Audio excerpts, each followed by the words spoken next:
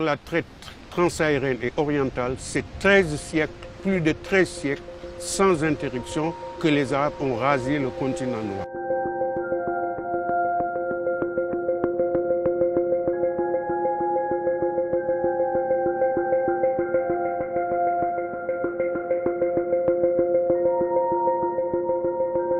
Il n'y a pas de degré dans l'horreur, ni de monopole de la souffrance ou de la cruauté.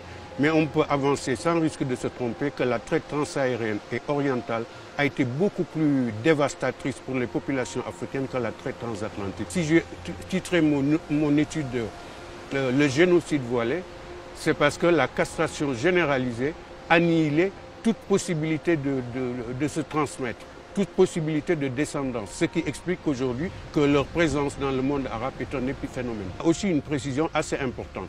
Quand je dis arabo-musulman, cela ne veut pas dire que j'essaie de réduire des peuples à leur religion ou à leur culture. Vous savez, vous avez aujourd'hui entre 400 et 500 millions de musulmans en Afrique. On dirait que la plupart des intellectuels musulmans hésitent à aborder cette page de notre histoire, une page douloureuse que non seulement les chercheurs arabo-musulmans auraient dû ouvrir, mais les intellectuels africains hésitent. Ce qui se passe en Libye aujourd'hui avec des marchés d'esclaves africains, c'est tout simplement une sorte de continuité dans le traitement que les arabo-musulmans réservaient aux Africains. Puisqu'aujourd'hui encore de nos jours, on estime à 45 millions le nombre d'individus qui sont encore asservis. Et comme par hasard, c'est essentiellement dans le monde arabo-musulman. Les étudiants africains qui vivent au Maghreb sont traités d'une façon souvent assez ignoble. Des servantes africaines se voient confisquer leur passeport au Liban ou ailleurs. À force de taire un crime, il risque de se répéter exactement comme disait Elie Wiesel, qui ignore son passé s'expose à ce qu'il recommence. D'où la nécessité d'un travail de mémoire pour que les horreurs du passé ne tombent jamais dans l'oubli. Libye, en août dernier. En pleine nuit, un homme s'adresse à la foule. Des hommes grands et forts pour les travaux de la ferme, dit-il.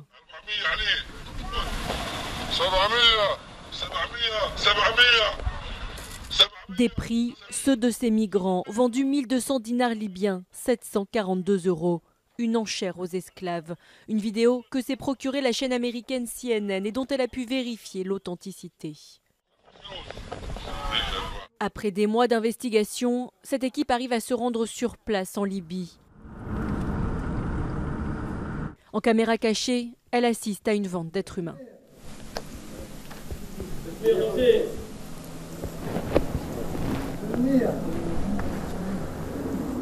Tout se passe très vite. Impossible pour la journaliste de CNN d'approcher les 12 Nigérians qui viennent d'être vendus sous ses yeux. Une pratique connue dans ce camp. Parmi ces hommes venus du Nigeria, du Mali ou encore du Ghana, beaucoup ont été esclaves. J'ai été vendu. Si vous regardez les corps des gens ici, vous verrez des cicatrices. Ils ont été battus. Beaucoup ont perdu la vie. Interrogées, les autorités libyennes ont assuré ne pas avoir de preuves de ces ventes aux enchères. Preuve aujourd'hui fournie par CNN. En réponse, la Libye a promis d'ouvrir une enquête. Nous, on a été vraiment ligotés, attachés. On nous superposait dans des coffres des voitures comme des boîtes de sardines.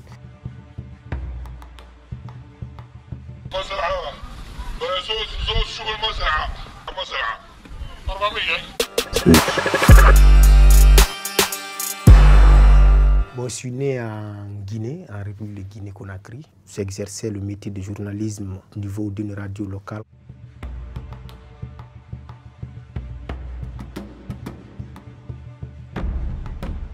On a été revendus de main en main.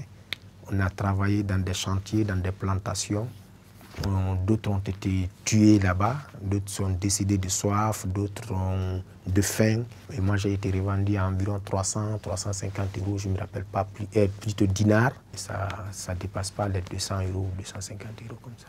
Les armes étaient pointées sur nous nuit et jour. On travaillait sans cesse. On mangeait qu'une fois par jour. On était complètement déshumanisés, si vous voulez. On était revenu à l'ère du 14e ou 16e siècle. Les tortures que j'ai subies, ce n'est pas du tout facile à expliquer. Parce que même si on explique, il faut y voir pour croire, quoi. Moi, personnellement, j'ai été frappé par l'accroche des armes qu'ils détiennent sur la tête, sur le corps. J'ai subi toutes sortes de tortures, donc vraiment que même à mon ennemi, je ne souhaite pas de subir ce que j'ai subi au fait. Avec un patron qu'on appelait Mohamed Zabrata, qui nous a promis, si vous travaillez bien, je vais vous envoyer en Italie, je suis un passeur. Donc on est resté là, concentré, on travaillait, surveillé, des fois on nous frappait. Et une soirée, il est venu nous dire, bon, je vous envoie, venez rentrer dans le coffre, il nous envoie en bord de mer, il nous met dans un Zodiac avec d'autres migrants qui nous indexent l'étoile, ils nous disent là-bas, c'est là-bas l'Italie. C'est une liberté un peu dangereuse, surtout quand on te met sur une mer Méditerranée, pour te dire, ta liberté c'est sur la mer, si tu sors vivant, tant mieux, si tu ne sors pas vivant, tant pis donc. Et c'était très difficile où il y a eu 7 morts, dont une femme enceinte et des jeunes qui sont décédés suite aux bousculades quand le Zodiac s'est percé, et l'eau de mer et l'essence dans des bidons qui étaient avec nous, qui tombaient dans le Zodiac, donc ça piquait, c'était plus que de l'acide. Les gens se sont paniqués un peu à l'arrière du Zodiac. Chacun voulait avoir la tête au moins pour respirer, donc l'eau est rentrée jusqu'au niveau des hanches. Et heureusement, on avait aperçu de loin le bateau de l'Aquarius qui est venu nous secourir. Sinon, passé 20 minutes, on allait tous périr là-bas. Je ne peux pas me taire sur ce que j'ai vécu et ce qui ont vécu pas mal de personnes qui sont décédées sur le désert, qui n'ont pas eu la chance que moi j'ai eue, et qui sont décédées en Méditerranée, informer les autorités pour qu'ils viennent en aide à cette jeunesse qui vraiment tend à périr en Libye dans des prisons. Je témoigne pour les autres parce que je ne peux pas me taire, quoi.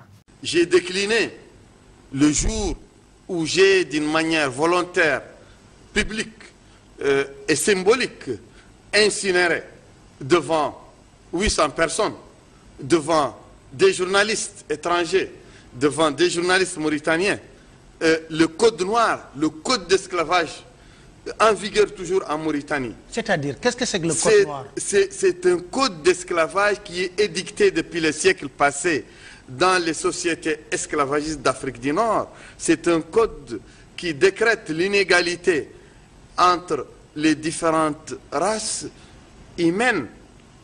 C'est un code qui décrète l'inégalité entre genres humains. C'est un code qui décrète que le synonyme d'esclave, c'est le noir.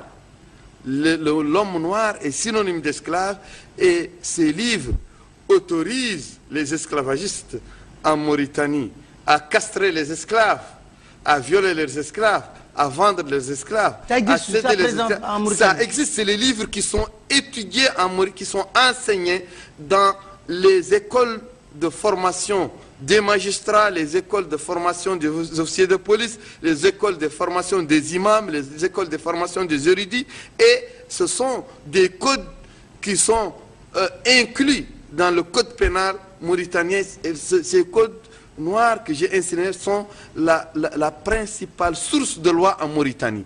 Ils sont considérés par la constitution mauritanienne comme la seule source valable de loi en République islamique de Mauritanie. Ces codes sont considérés en Mauritanie comme la seule interprétation valable de la religion musulmane. Et c'est ces codes qui endeuillent la majorité, qui a endeuillé de manière multiséculaire la majorité de la population mauritanienne, plus de la moitié de la population mauritanienne, qui sont les Haratines, ce que vous appelez ici les Morts Noirs, ce que vous appelez ici les Narbougnoul, qui sont des esclaves qui ont pour origine la ponction que les conquérants arabo-berbères faisaient au sein des ethnies noires autochtones mauritaniennes, et ils réduisaient conformément à leur mode de vie ces Noirs en esclavage, un esclavage domestique, un esclavage agricole, un esclavage sexuel qui perdure jusqu'à nos jours. Et autrement dit, en Mauritanie, jusqu'à présent, on peut retrouver des esclaves. Jusqu'à maintenant, 20% de la population mauritanienne sont des esclaves sur lesquels s'exercent tous les droits de propriété de la part de leurs maîtres. Ils exercent sur eux un droit de vie et de mort. Ils travaillent sans repos, sans salaire, sans soins. Ils n'ont pas la liberté de se marier, ils n'ont pas la liberté de voyager, ils ne détiennent pas des papiers d'état civil. en Mauritanie, et ils sont sujets à des châtiments, à même des mutilations. Et en Mauritanie, il y a l'impunité totale pour les criminels d'esclavage, les lignages esclavagistes, les familles esclavagistes, les féodaux qui continuent à pratiquer l'esclavage. Ils bénéficient de l'impunité totale parce qu'ils constituent la seule source de légitimation du pouvoir des militaires et de Mohamed Abdel Aziz, un pouvoir qui trouve, bien qu'il est illégitime du point de vue démocratique, trouve sa légitimation à travers le soutien que lui donnent ces féodaux, ces grands électeurs, chefs tribaux, érudits, en guillemets érudits religieux, qui pratiquent encore l'esclavage. Lorsque j'ai inséré les livres esclavagistes, le code noir, le code d'esclavage mauritanien, le chef de l'État mauritanien a enclenché une machine de propagande, d'appel au meurtre contre moi, qui a eu pour cible, qui a eu pour vecteur les imams, les érudits, les officiers de renseignement, les différents administrateurs du commandement. Ils ont enclenché des manifestations suscitées par l'État et des slogans suscités par l'État, suscités par les services de renseignement, suscités par le chef de l'État lui-même qui a dirigé le premier de ces meetings appelant à mon meurtre.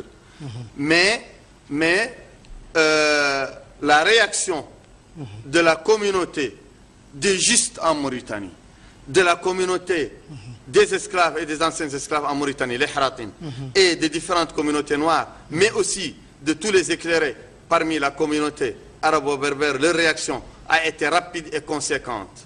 Il y a eu des manifestations dans les rues, une opposition à ma pendaison, une opposition c'était la peine de mort, hein? Oui, une opposition à l'appel à la peine de mort que le gouvernement mauritanien a décrété dans un conseil de ministres le 4 mai 2012 et décrété aussi par les propos du chef de l'État le 28 avril 2012, le président de la République lui-même. Le président de la République devant une foule de ses clients esclavagistes et une foule de personnes manipulées par ces services de renseignement. Il a déclaré que Biram doit aller à la guillotine, doit aller à la pendaison, mais la réaction des populations mauritaniennes a été très claire, très nette, et elle a été aussi suivie de la réaction de la communauté internationale. Alors, nous allons revenir sur ça. Des droits de l'homme, et le gouvernement mauritanien a été obligé de reculer. Rien n'est comparable à la traite atlantique, c'est vrai. Est-ce une raison pour passer sous silence une autre traite, non moins terrible? Depuis le Sénégal et depuis toute l'Afrique, des millions de personnes ont été déportées, non pas vers les Amériques, mais vers le monde arabo-musulman. Selon les dernières études, ils furent entre 15 et 17 millions. Cette traite a duré pas moins de 1400 ans, du 7e au 20e siècle. Une traite pourtant réduite à quelques légers pointillés sur la carte de l'UNESCO, alors même que d'éminents historiens travaillent sur cette question. Salah Trabelsi est l'un des meilleurs spécialistes des traites musulmanes. Lui aussi est confronté régulièrement aux effets de l'ignorance. J'ai assisté récemment à un colloque au Maroc et un assistant donc au colloque qui a pris la parole pour dire écoutez, je ne comprends pas qu'on puisse en effet associer donc ou comparer l'esclavage en terre d'islam avec les autres formes d'esclavage, puisque chez nous donc les esclaves ont été toujours bien traités. L'esclavage fut pratiqué depuis la nuit des temps par tous les peuples, égyptiens, romains ou grecs. Mais alors qu'en Occident, le christianisme y met fin, le monde arabe, lui, perpétue cette tradition. Au 7e siècle, tout s'accélère avec l'arrivée de l'islam et les conquêtes des troupes musulmanes qui contrôlent rapidement de larges territoires. On sait que justement, dès le début de l'islam, la crise ou la pénurie de main-d'œuvre était criante et que là aussi, la conquête donc avait aussi comme motif, parmi les motifs de la conquête, il y avait aussi ce besoin de capturer des hommes et d'en faire des esclaves, d'en faire justement une main-d'œuvre donc susceptible d'être engagée dans les différents chantiers donc qui allaient être mis en place. À partir du 7e siècle, dans l'ensemble du monde musulman, les esclaves sont très vite omniprésents. Leur place est même plus importante qu'on ne l'a longtemps pensé, loin des clichés sur les courtisanes ou les serviteurs des sultans. La recherche aujourd'hui montre que les effectifs d'esclaves étaient plus importants et qu'ils existaient non seulement dans les demeures bourgeoises, mais qu'ils existaient aussi dans les campagnes, et qu'ils étaient employés non seulement en tant que travailleurs domestiques, mais aussi en tant que travailleurs productifs, sans parler de l'armée, etc. Il y a parallèlement à cela une réalité terrible qui est celle des esclaves qui travaillaient dans les mines, des esclaves qui travaillaient dans les chantiers hydrauliques, des esclaves qui travaillaient dans les mines de sel. Avec le développement de l'empire arabo-musulman, la traite s'organise. Comme la traite atlantique, elle est affaire de professionnels. De puissants trusts régissent ce commerce, comme ceux du Caire. Dès le Moyen-Âge et jusqu'au 19e siècle, il existe même un syndicat des négriers qui négocie des commandes publiques avec l'État. Dans un monde musulman où toute la vie est régie par la religion, l'esclavage bien sûr n'y échappe pas. Le Coran recommande, certes, de n'être pas trop dur avec les esclaves, mais il autorise cette pratique. L'esclavage n'est pas justifié du fait de la religion, mais la religion légifère sur l'esclavage. L'essentiel, c'est que c'est une société inégalitaire dans les faits, et cette inégalité est reprise dans les textes et légitimée par les textes, puisque le Coran parle en plusieurs termes des esclaves sans jamais remettre en question leur statut, et le contraire eût été étonnant, parce qu'à l'époque, il était, dans le paradigme de l'époque, il est impossible de penser ces sociétés sans esclavage. En principe, l'islam n'autorise à réduire en esclavage que les non-musulmans. C'est ainsi qu'au cours des siècles, des centaines de milliers d'Européens, probablement 1 million, sont capturés. Mais l'Occident se défend. Comme les esclaves blancs se font rares, les musulmans se tournent de plus en plus vers l'Afrique. En Afrique, de nombreux noirs sont musulmans. Or, on l'a vu, l'islam interdit de réduire en esclavage d'autres musulmans. Cette contradiction va être aisément surmontée. À mesure que le continent noir devient le principal réservoir d'esclaves, se développe un racisme qui justifie l'esclavage. Comme dans la traite atlantique en somme. Il faut dire que bien avant que les chercheurs européens de l'anthropologie physique n'élaborent au XIXe siècle les théories raciales et fantaisistes que l'on sait, dans le monde arabe, on avait déjà figé dans le temps et de manière presque irréversible l'infériorité de l'homme nègre. Et cela par des érudits qui étaient respectés et très écoutés comme Ibn Khaldoun.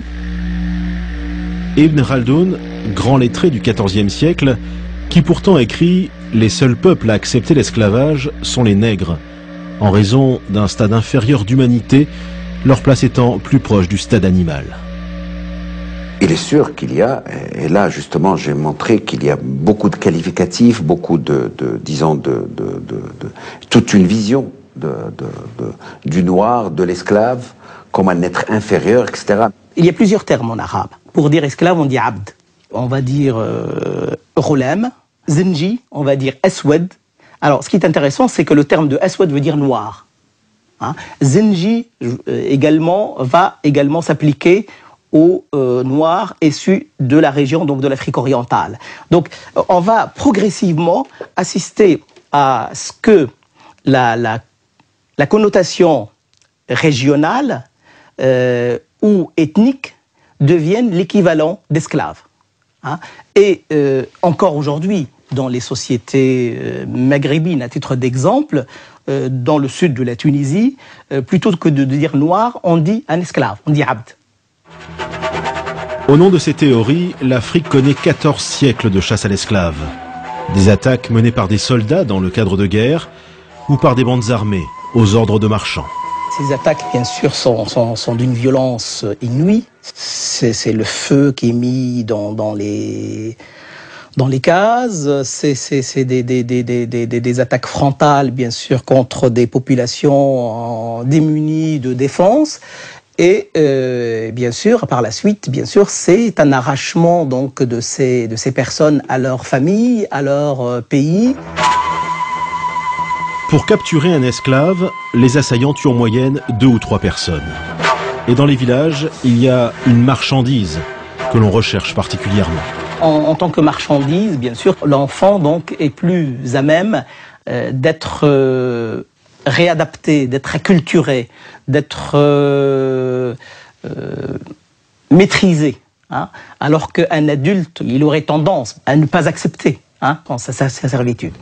Pendant plus de 1400 ans, la traite suit quasiment les mêmes chemins. Si la route de l'Atlantique a laissé des traces dans l'histoire, le Sahara, lui, a effacé celle des esclaves. 7 millions de personnes y auraient transité sous la conduite de négriers appelés des galabes, des bouviers. On ne distingue pas les esclaves des troupeaux d'animaux. Seuls ceux qui étaient en très bonne santé donc, pouvaient arriver donc, au terme de la caravane. 20 à 30% des captifs succombent. Une mortalité qui approche celle de la traite atlantique. Les survivants arrivent vers les marchés aux esclaves du Caire, de Bagdad, d'Istanbul, de la Mecque ou de Tombouctou. Là, une partie d'entre eux subit une terrible opération, la castration.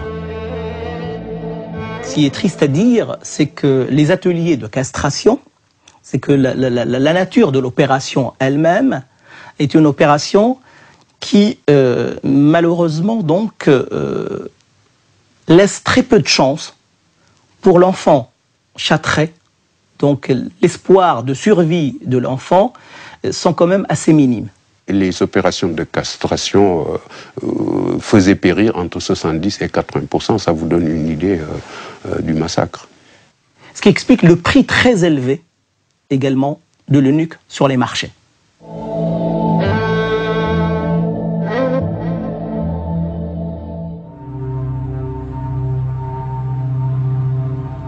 Malgré sa cruauté, la traite orientale a duré jusqu'au début du XXe siècle, sans être remise en cause.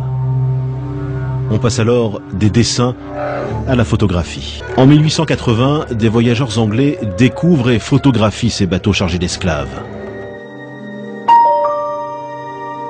Ces photos prises à la fin du XIXe siècle donnent une idée d'une pratique ancestrale. Ce cliché, tout aussi exceptionnel, montre des esclaves au travail, dans une plantation de clous de girofle. En 1830, 100 000 esclaves travaillent dans les plantations de Zanzibar. Historien de renommée mondiale, Ibrahima Thioub est l'un des rares Africains à travailler sur la dimension africaine de l'esclavage. L'un des rares a pointé la responsabilité d'Africains dans les deux traites, orientale et atlantique. Est-ce à dire que les esclaves tombaient du ciel? Il a bien fallu les produire.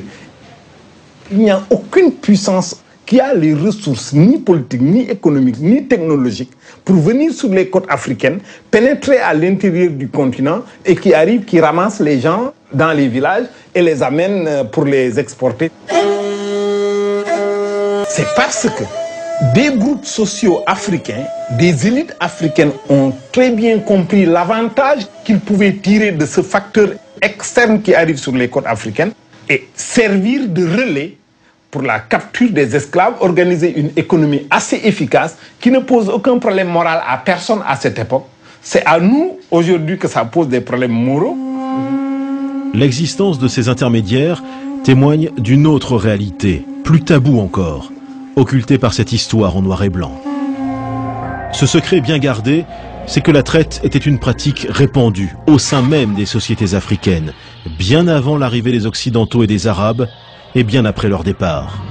Des millions d'Africains ont été réduits en esclavage par d'autres Africains.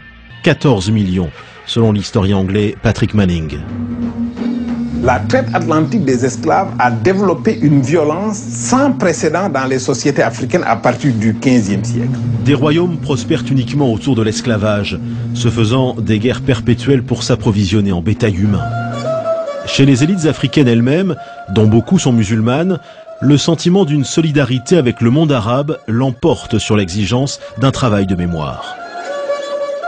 On a l'impression que le grand mal pouvait venir de l'Occident, mais ne pouvait pas venir des voisins musulmans du Nord. Aujourd'hui, les pays d'Afrique du Nord et beaucoup d'autres, du moins et du Proche-Orient, sont devenus très amis avec les pays africains. Alors tout ce beau monde s'arrange sur le dos de l'Occident, mais on a décidé de ne pas rouvrir cette page douloureuse. Il existe toutefois des historiens ou des intellectuels courageux qui ont décidé de regarder l'histoire en face, parfois contre leur propre société. Le professeur Tube est de cela.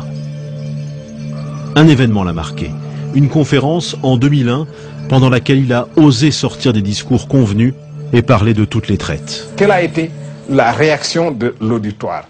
Dans l'auditoire, il y avait des Européens, il y avait des Africains. J'ai fait exprès de ne pas dire des Blancs et des Noirs. J'aurais pu le dire. Pour moi, les problèmes que je posais étaient des problèmes inodores, incolores et sans saveur, que c'était des banalités et que personne ne s'occuperait de ma communication. La réaction de la salle, en tout cas du côté des Africains, a été d'une violence à laquelle je ne m'attendais pas du tout. Je ne savais pas que c'était aussi chaud et aussi violent le sujet que j'abordais. C'était d'une sensibilité, d'une telle sensibilité. Franchement, je n'en étais pas conscient. Mais j'ai senti que dans la salle, il y en a qui se sont levés pour dire que ce que vous racontez, c'est des histoires, vous allez trop vite. Mais je n'ai entendu aucune critique réelle de ma communication, une critique scientifique. Mais ce qui me l'explique, c'est ceci. C'est que quand j'ai terminé mon exposé à Bamako, qu'il y a eu cette réaction violente, mais peu scientifique, mais plutôt réaction épidermique à ma communication, quand je suis sorti de la salle, des Africains sont venus me voir. Ils n'étaient pas très nombreux, mais quand même c'est assez représentatif de quelque chose pour me dire, vous savez, ce que vous dites là, c'est vrai, vous avez raison, qu'on doit explorer cet aspect des choses, mais il ne faut pas le dire devant les Blancs. Et les Européens sont venus me voir, en aparté toujours, pour me dire félicitations, monsieur. Je pense exactement la même chose que vous. Vous êtes très courageux de le dire, mais je n'ose pas le dire parce qu'on va m'accuser de raciste. Après avoir écouté ces deux positions que je comprends très bien, je me suis dit, mais où sont les historiens? Il est grand temps de prendre le taureau par les cornes. Ibrahima Tube raconte sans doute une histoire trop complexe pour une époque qui a besoin de vérités simples. Une époque où la peur rend aveugle. Une peur comme un contre-coup d'une histoire tourmentée dont les plaies ne sont pas refermées. Quand on nous parle de l'esclavage, que ce soit à l'école, à la télévision, dans les discours politiques, on nous parle quasi exclusivement, pour ne pas dire exclusivement, de la traite organisée par les méchants occidentaux dans le cadre du commerce triangulaire. Tout cela ne va jamais sans pleurnicherie, acte de repentance grotesque et souvent un petit billet à la fin, faut le dire. Ah, ces occidentaux, ces hommes blancs de plus de 50 ans, sans eux, sans leur cruauté, eh bien l'humanité baignerait dans la douceur, dans l'amour, dans le partage. Ça, c'est la version officielle, celle qu'on nous rabâche à longueur de discours, d'articles, de journées de commémoration. Mais est-elle vraie? Oui, les Occidentaux ont pratiqué l'esclavage, mais peut-on aller jusqu'à dire que ce sont les seuls, les pires, voire à nier toute autre forme d'esclavage? Parce que si on prend 5 minutes pour se renseigner un peu, attendez voir. Tiens, traite arabo-musulmane, 17 millions d'esclaves, razzia violente, castration systématique des Noirs, infanticide, traitement épouvantable. Oh, voilà un terrain glissant sur lequel il doit être fortement déconseillé d'entrer. Eh ben on va entrer.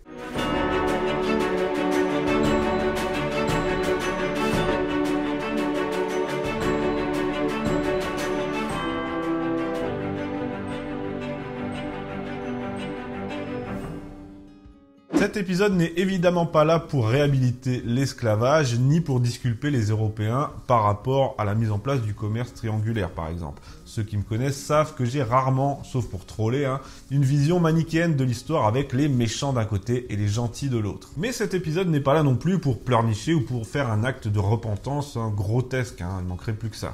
Non, le but de cet épisode, c'est de faire toute la lumière sur un sujet qui est aujourd'hui totalement occulté, pour ne pas dire tabou et qui souffre d'un très grand déficit d'exposition. Pourquoi ce déficit? Eh bien pour tout un tas de raisons culturelles, religieuses, mais aussi idéologiques. Et on va voir ça. Alors je l'ai dit, oui, les Blancs ont pratiqué l'esclavage. Là, je parle du commerce triangulaire principalement, c'est-à-dire les bateaux qui partaient des grands ports européens chargés de denrées de troc. Ils arrivaient en Afrique et les échangeaient contre des esclaves vendus par des négriers noirs, hein, c'est toujours bon à souligner. Ensuite, ils mettaient le cap sur le Nouveau Monde pour y débarquer les Africains, afin qu'ils y travaillent, de manière forcée évidemment, et repartaient vers l'Europe chargés de denrées prisées en Europe, comme le sucre ou le café, le tabac par exemple. Ça, c'est ce dont il est question quand je parle d'esclavage par les Européens, parce que si on parle de l'esclavage en tant que tel, eh bien, il faudrait refaire toute l'histoire de l'humanité carrément, parce que toutes les civilisations l'ont pratiqué, hein. Les tribus africaines, les Égyptiens, les Chinois, les Grecs, les Romains, les Sud-Américains, bref, la liste est longue. Ce sont les Portugais qui ont ouvert la voie à l'importation d'esclaves noirs dans le Nouveau Monde. Ils ont été suivis ensuite par les Espagnols, les Anglais, les Français et les Hollandais, en gros. Les Français l'ont certes historiquement moins pratiqué que les premiers, mais c'est surtout une question de durée et de besoin, parce que je peux vous dire qu'en Martinique, en Guadeloupe, dans les Antilles et puis surtout à Saint-Domingue, eh bien ça tournait pas mal, hein. À un moment donné, Nantes était d'ailleurs le plus gros port de traite mondial. Mais ce qu'on peut dire peut-être, c'est que contrairement aux autres, les Français qui sont pris, vous savez, dans une éternelle contradiction entre pragmatisme politique, financier et valeurs chrétiennes, ils vont tenter de réglementer et d'adoucir le sort des esclaves avec le fameux Code noir de Louis XIV. J'en parle dans mon cours en ligne sur Louis XIV. Alors certes, le Code noir aujourd'hui, avec nos critères moraux actuels, il peut nous paraître cruel et aberrant, on est bien d'accord, mais il n'en reste pas moins qu'à l'époque, eh bien, c'était une réglementation afin d'éviter les abus et les traitements inhumains. Mais bref, j'entre pas dans les détails, l'esclavage par les Européens, on en parle bien assez, donc je vais pas m'épancher, mais concrètement, grosso modo, il a duré 4 siècles, il a concerné de 9 à 12 millions d'esclaves noirs, il a été aboli en 1835 en Angleterre et en 1848 en France. Voilà ce qu'il en est. Maintenant, et c'est le cœur du sujet, parlons d'une autre forme d'esclavage et de traite dont on ne parle absolument jamais, c'est la traite orientale ou la traite arabo-musulmane. Et il est d'autant plus incroyable qu'on ne nous en parle jamais parce que, je vous le dis tout de suite, hein, cette traite, c'est la plus meurtrière, la plus violente et surtout la plus importante de l'histoire de l'humanité. Parce que dans l'histoire de l'humanité, on retient principalement 3 grosses traites négrières. La première, c'est la traite intra-africaine, qui, comme son nom l'indique, concernait les Africains entre eux, parce que oui, c'était une tradition africaine bien avant que les Européens arrivent. Cette traite a concerné 14 millions d'individus selon Patrick Manning.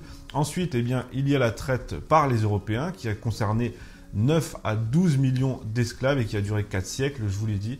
Et enfin, clou du spectacle, si je puis dire, eh bien, il y a la traite orientale, avec non pas 9, non pas 14, mais 17 millions d'esclaves noirs. Et en plus d'être la plus importante en matière de nombre, c'est aussi celle qui a duré le plus longtemps. De 650 à 1920, soit 13 siècles sans interruption. Et avec ces 17 millions de Noirs déportés, la traite orientale représente à elle seule 40% du total des 3 autres traites principales, ce qui en fait le plus grand commerce négrier de l'histoire. Parlons-en justement de cette traite. Elle a suivi l'arrivée de l'islam et a fortement contribué à l'essor de l'empire musulman, parce que suite à la rapide expansion de cet empire islamique, les Arabes ont eu un grand besoin d'esclaves. Comme ils ne pouvaient pas assujettir les musulmans, il a fallu recourir à des personnes issues d'autres pays, d'autres civilisations. Alors d'abord des Européens de l'Est, des Slaves qui étaient vendus par des guerriers caucasiens. Ensuite divers types d'Européens qui étaient littéralement kidnappés suite au raid des barbaresques d'Alger. Et puis enfin, suite à la résistance des Occidentaux, les Noirs. Pour résumer, les Arabes faisaient des descentes en Afrique, des razzias. Ils pillaient et tuaient tout ce qui se présentait sur leur passage. Ils mettaient à sac des régions entières. Et puis, ils raflaient une grande quantité des individus noirs pour les réduire en esclavage. Alors, ça a concerné les régions d'Afrique orientale et occidentale. Les esclaves empruntaient les routes transsahariennes. On les envoyait soit en Espagne mauresque, soit en Afrique du Nord, soit au Proche-Orient, et parfois même en Chine. Et autant vous dire que les conditions de vie de ces esclaves étaient effroyables. Non pas que les esclaves blancs menaient la grande vie, un peu comme un djihadiste dans les prisons françaises, mais les maîtres européens considéraient au moins que l'esclave avait une valeur productive, une valeur marchande, puisqu'il devait le maintenir en bonne santé le plus longtemps possible et le faire se reproduire afin de pouvoir l'exploiter le plus longtemps. Vous voyez comme c'est charmant. Et puis par-dessus tout ça, il y avait aussi, bien que c'était caché dans un coin, mais quand même, il y avait la pression de l'Église et les valeurs chrétiennes. Chez les Arabes, c'est pas du tout la même histoire, puisque déjà, il n'est pas question d'aller acheter des esclaves noirs à d'autres noirs, comme le faisaient les Blancs sur les côtes africaines, mais il était question de les rafler soi-même avec une extrême violence et de nombreux massacres. Pour vous dire, l'anthropologue franco-sénégalais Tidiane Ndiaye, qui est l'auteur du livre « Le génocide voilé », il explique, je cite, que pour chasser et enlever de force 500 000 individus, il fallait en faire périr près de 2 millions d'autres résistants ou fuyards. Ça vous donne une idée. Ensuite, les conditions de transport sont extrêmement dures et un nombre hallucinant de noirs, d'esclaves, n'arrive pas au bout. Et puis surtout, et là c'est l'une des grandes différences avec la traite occidentale, les noirs sont quasi systématiquement castrés par ablation des parties génitales, quoi. Jusqu'au bas du ventre, ça pique. Soit pour éviter qu'ils ne prolifèrent en territoire musulman et ne se reproduisent, soit pour en faire des eunuques destinés à garder les femmes dans les harems. Dans les deux cas, ça fait pas du bien et puis surtout ça crée une mortalité mais absolument délirante. On parle de 70 à 80% des castrés qui ne survivaient pas et qui mouraient après la castration. Ainsi, pour Tidiane Ndiaye, avec ces traitements inhumains, ces infanticides massifs, ces massacres et puis la castration systématique des populations noires, on peut clairement parler dans ces cas-là d'extermination et de génocide. Ce qui n'était pas le cas, factuellement, de la traite transatlantique par les Occidentaux. Il n'y a qu'à constater les chiffres. Aujourd'hui, on trouve 70 millions de descendants d'esclaves sur le continent américain. Et combien dans les pays arabo-musulmans, où il existe d'ailleurs encore aujourd'hui un profond racisme et un profond mépris pour les populations noires, et ça on n'en parle jamais non plus. Les esclaves noirs des musulmans servaient principalement d'esclaves sexuels, de gardiens de harem, de domestiques, d'ouvriers agricoles, de travailleurs dans les mines, ou même de guerriers parfois, et même parfois de guerriers d'élite. Ils n'avaient la plupart du temps absolument aucune valeur humaine. Bon, en Occident c'était un système, je vous l'accorde, assez hypocrite, mais c'était assez ambigu, puisque c'était un esclave, mais c'était quand même un être humain. Bon. Mais en islam, il n'y avait pas du tout cette ambiguïté. On se basait sur le Coran et notamment sur la légende de Cham, pour ceux qui connaissent. Alors je vous laisse imaginer les conditions de traitement qu'on leur infligeait. Au final, le commerce des esclaves noirs par les arabo-musulmans était organisé, structuré, international, tout autant que le commerce triangulaire, mais bien plus important en nombre dans la durée et plus brutal. 17 millions de Noirs, je l'ai dit, réduits en esclavage, sans parler des massacres collatéraux, vous vous rappelez du rapport 500 000, 2 millions. Et puis 3 millions de Blancs aussi, ceux qui ont été raflés par les barbaresques, et puis ceux qui ont été vendus par les guerriers du Caucase. Au total, ça fait au moins 20 millions juste pour les esclaves bruts, quoi. Et pourtant, on n'en parle pas. Pourquoi on n'en parle pas ? Il y a plusieurs raisons. Premièrement, certains pays africains sont aujourd'hui islamisés et souffrent d'une sorte de syndrome de Stockholm. Ils ressentent une solidarité religieuse avec le monde musulman auquel ils appartiennent désormais. Deuxièmement, parce que chaque évocation de ce sujet est systématiquement considérée comme une tentative de minimiser ou de relativiser la traite commise par les Européens, ce qui est débile. Et enfin, parce que vous connaissez tout comme moi l'histoire de l'Occident, on est rentré depuis plusieurs décennies dans une période de culpabilité, de repentance, de soumission et d'autoflagellation. Et je le répète, il n'est pas question ici de relativiser la traite négrière menée par les Blancs au prétexte que les Arabes ont fait bien pire. Il est question de rétablir l'équilibre entre un épisode historique qui nous est aujourd'hui beaucoup reproché et au nom duquel on devrait s'abaisser à tout acte de contrition et à toutes sortes de réparations, et puis un autre épisode qui est totalement passé sous silence. Il n'y a ni compétition mémorielle ni jugement moral sur des époques où justement les valeurs morales n'étaient pas les mêmes, mais simplement, pour moi en tout cas, une vérité et un équilibre historique à rétablir.